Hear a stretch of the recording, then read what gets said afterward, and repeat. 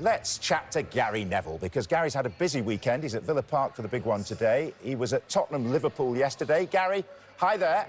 First of all, can we unpick some of the chaotic events in North London? So much to go at. Isak's injury, the conduct of the Spurs skipper. Let's start with that, in fact. Cristian Romero, if you were his manager, would you be considering removing the armband after what happened yesterday? Yeah, you said the word chaos or chaotic relating to Romero. I mean, he is Captain Chaos. I think that he, in possession of the ball, he basically makes a mistake. He then goes charging after it. He's at fault for the first goal that Liverpool score. And then beyond that, he just cannot get his head back. His head's gone completely.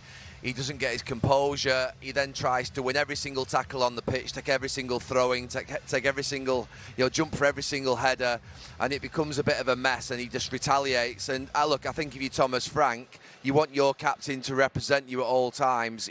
He's a fighter, he's got passion, but he's very reckless, and I have to say, he lets his teammates down and his fans and manager down on a regular basis.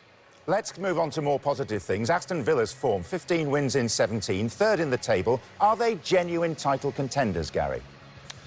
I don't think they are, but what they do have, I think, is an outstanding manager, probably after Pep Guardiola, the best in the league, and I think that's the reason that they're up there. I'm not sure the quality of managers at the top clubs, apart from Pep Guardiola, is at the level it has been when we used to have Klopp, Conte, Pochettino, Mourinho, sort of those types of managers for a period. Tuchel, they were born winners, those managers, with great records. I think Unai Emery, after Pep Guardiola, is the best manager in the league, and he's one of the big reasons why Villa find themselves up there. But I just don't think they've got title credentials. I think they'll finish in the top four, they'll be consistent, but won't quite get there, I think, near Arsenal and City.